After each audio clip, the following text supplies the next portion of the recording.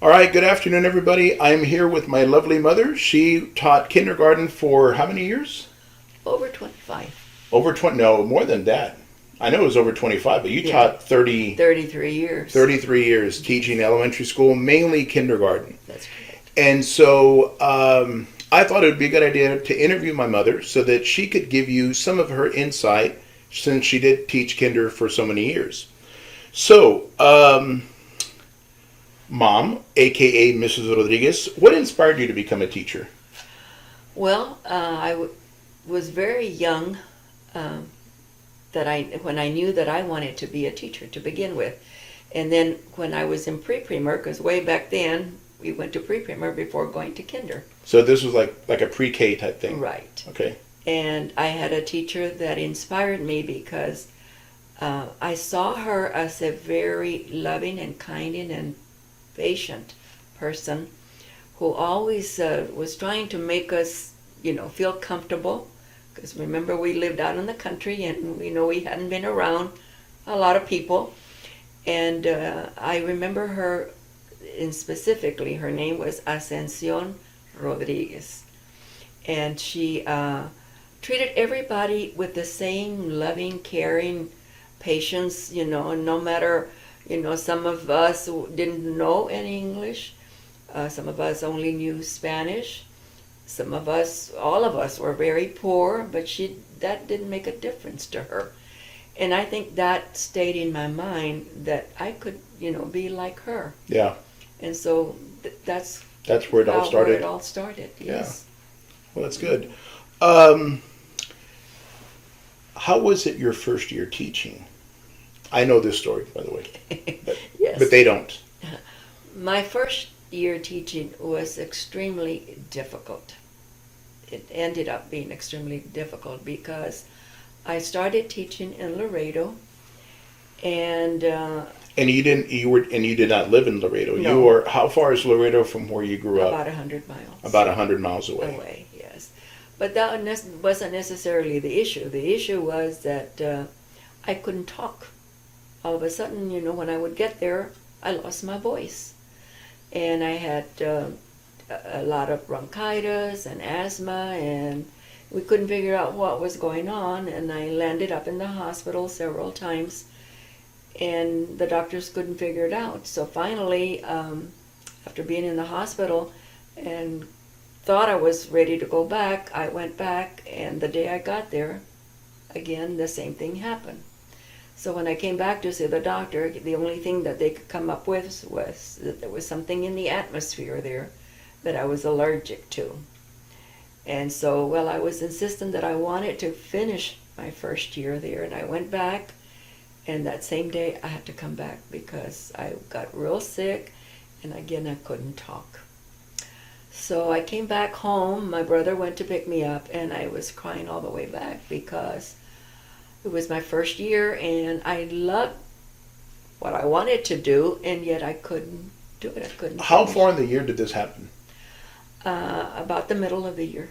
About the middle of the year. So was it around December, November, December? Yes. So you had been doing okay for the first couple of months. Well, I was still on and off, but yeah, it hadn't but you were able to. Yes. I mean, you were able to teach class and all that. Right. Yeah. Yes. And you might have had little bouts, but it wasn't to the Yeah. point to where you had to Yes. go to the doctor or anything Well, like that. I felt that I could continue to work. I would drink all kinds of teas to keep my voice going. But when I went back and the principal, was there with me, and he said, well, I was Perez then. You weren't married yet. No, I wasn't. I wasn't around, guys. You're not doing the students any good by you wanting to be here. I know it's your first year teaching and all, but you have to think about the students, and of course. And of course yourself. Yes, but Yeah. mostly because I was there to teach. Yeah. And I couldn't do it because I couldn't come across with my Yeah. students. So I had to resign that year early, and I came home to recuperate. And then I went in the summer. I started teaching junior high age kids. And how was that? Yeah. Not my cup of tea. Yeah, I want to say for those of you who are in my in-person class, I know nobody in the in-person class wanted to teach junior high, and yeah, my mom didn't like it either. No, Not that it's a bad idea to teach junior high. It's just it's not everybody's cup of tea, right? It's not Exactly. everybody's niche. right. Those students are in their adolescent years, and they have It's a hard different age. attitude, right? Yeah, yeah. Yes, it do. In your second year, when you started teaching after that summer, did you still continue teaching junior high kids, or when did you start teaching elementary again? Was it the next year? Yeah, the next year. And where was that? Was that also in Laredo? No. That was back in Rio La or Grulla. La Grulla? La Grulla, right. And so those of you who are in Starr County, you know where La Grulla is, and if you're not in Starr County, La Grulla is in Starr County. So just so that you know. And when you taught your second year and you were now in La Grulla, everything went well? Yes, So that was more like your first full year of teaching, right. and that was a good experience. Oh, yes. Very And nice. you were teaching kinder at that age, or I was that started teaching kinder that year. yeah, Right. and it yes. worked well. Fine. I had no health issues at all. Yeah. I could, do my work fine. So there could have been something maybe in the school in Laredo that you were allergic to. Right. It you was know, an old building, so Yeah. who knows what was there. Yeah, yeah. So second year went really well. Yes, it did. Good, good, good. What did you enjoy most about teaching?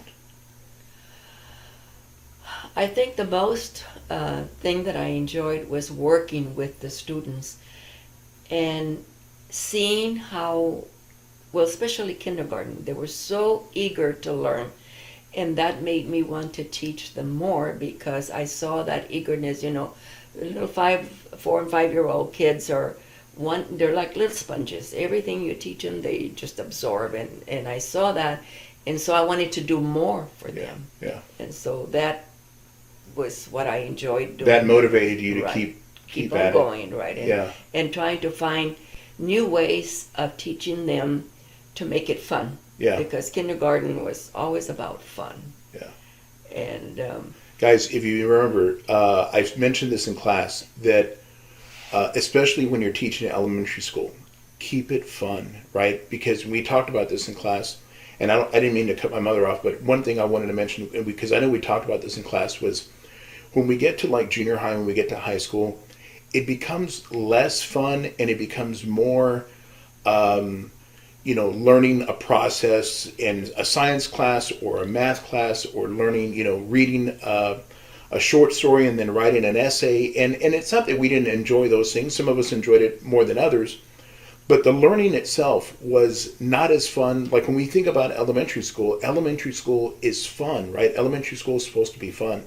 So that's what she's talking about here, right? Keeping it fun, especially for those students in that elementary, right? K through 5, or maybe even 6 grade levels, right? that's correct. Yeah. Yes. Keeping it fun. And, that was the best thing that I could have done, making it fun because the kids wanted to learn. Yeah. And if it was fun, the more so, Yeah. because it was fun. It Yeah. was nothing, you got to remember that 5-year-olds, most of them at that time, because I've been retired over 20 years, kids were not used to going to daycares. And so they had that separation issue from home, leaving mom and coming to school. You would have the kids that would be crying. And so, you had to have them forget about mom For a little and, bit, yeah. so that they could enjoy it. And so we had a lot of fun. Yeah. And I picked up an idea, and later on I realized where I had gotten that idea when I was teaching, because I came up with an idea that Fridays were Fun Friday Day. And so those of you that have taught kinder or know about kinder, way back then we used to teach the letter of the week. And we taught them each the name of the letter and the sound. And we had activities all week. But on Friday, my way of testing, I didn't have the SAT and the ACT tests and all these tests that you all have now. I did my own testing for the week by having my Fun Friday. And the way that I did that is I had the big world map, U.S. map actually, and I would, we would make a plan to go visit a place, but that place had to begin with that letter that we were studying. Well, how are we going to get there? Well, we got to find a vehicle that begins with that letter. Yeah. And then, well, what are we going to do? We're going to visit places that begin with that letter and so on. And one of the first letters that we learned, for whatever reason in the curriculum, that's the first letter we learned, was the letter P. So we went to Pennsylvania. We went on a plane. We took our parents and we invited the principal. And okay, well, where are we going to go? Well, we're going to the park. We're going to a pizza place and all these different places.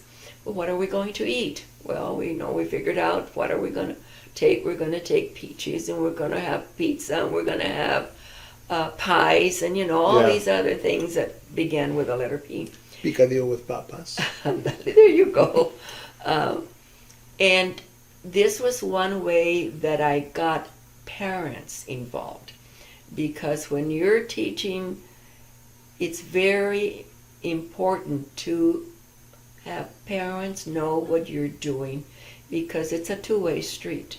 You want the parents to know what you're doing and to help you, if it's with the learning process or if it's behavioral or whatever, but it's a two-way street. So I always involved my parents in all the activities that we did. And I think that was one of the best things that I did, because parents would go to the grocery store. Oh, and I would send them a newsletter. Every Friday, the children went back home with a newsletter telling the parents how the student did that week, what letters we were going to study, what numbers we were going to study, and all these different things, so that the parents would be aware. And if they came across anything that could help their child, well, they could bring it up to me or help the child at home. Like that, at home. And so I had a lot of parents that were very appreciative of that newsletter because they looked forward to it. And of course, I was very appreciative because we always ate on Fun Friday, something that began with the letter, and they were always at the grocery store looking for things, to bring over. To bring. And that was really nice, and so it was real exciting. And, the excitement carried on from the parents, for me to the students and the parents and back again. And then it's like it keeps going like a circuit, what would you say was your best experience as a teacher? Teaching kindergarten. Yeah. That was my love. I mean, I know my sons, including... And I have an older brother. Yeah. Yes. That would be jealous because I would buy things to take to my students. And she didn't buy them for us guys. She bought them for the class. No, I didn't. He would always say, well, are these for your Austin kids? Because I taught at a school, Stephen of Austin.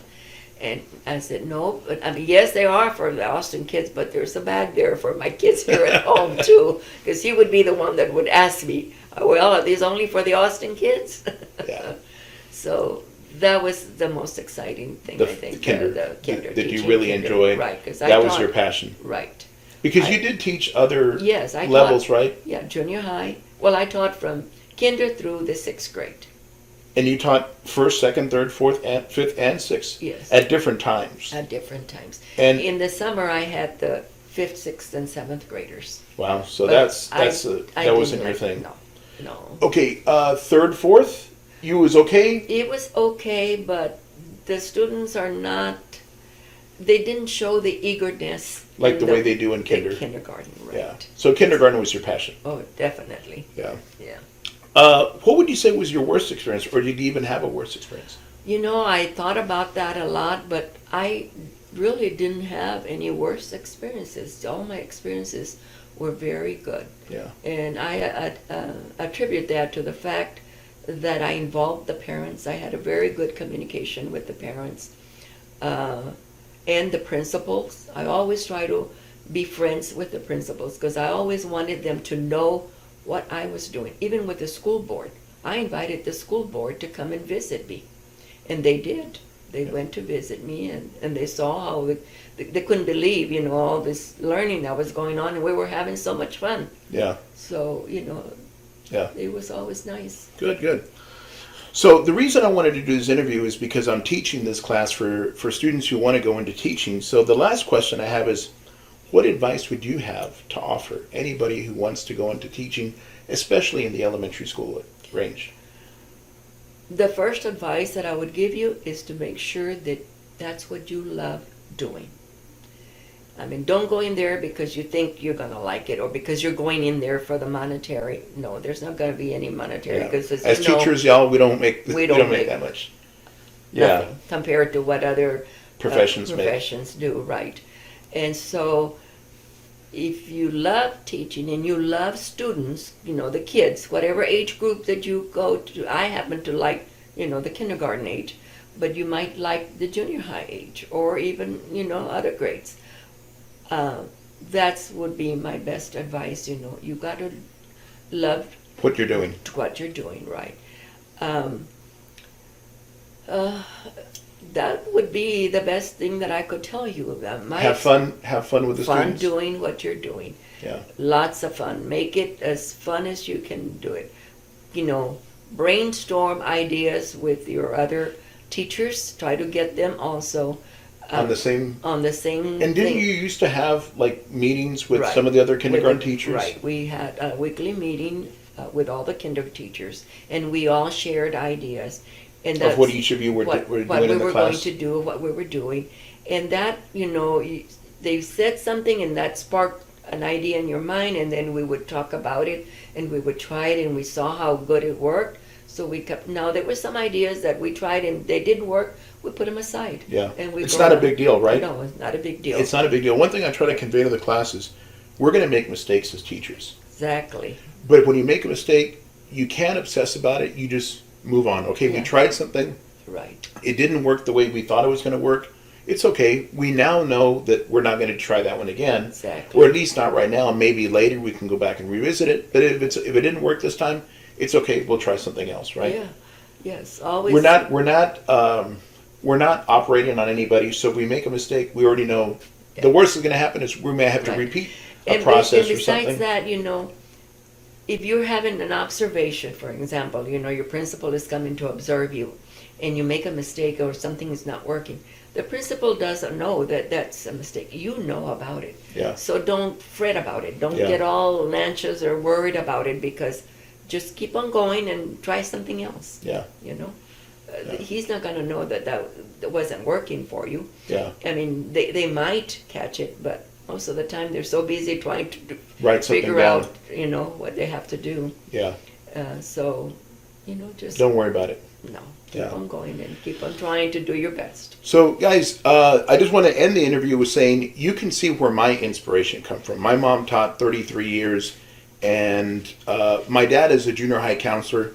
And there's certain things my dad taught me, but my passion of teaching and learning obviously came from my mother. And so I want to thank her for that, because she definitely provided that. And both my parents really instilled the value of education, both in myself and my brother. We both went to college. We both graduated. We both have master's degrees, but we got that from our parents, because they really instilled how important it is to get an education. So I just want to thank my mother for that. And just like she said, when we were talking about this earlier, elementary school is supposed to be a really fun time, right? And so the first woman that I ever told that I loved, other than my mother or my grandmother, was my pre-kindergarten teacher, Mrs. Richards, because she made the class so much fun. And I just, I remember 4 years old, and I wanted to go to school every day. It wasn't like later on when you kind of as you're older, like, I don't want to go to school.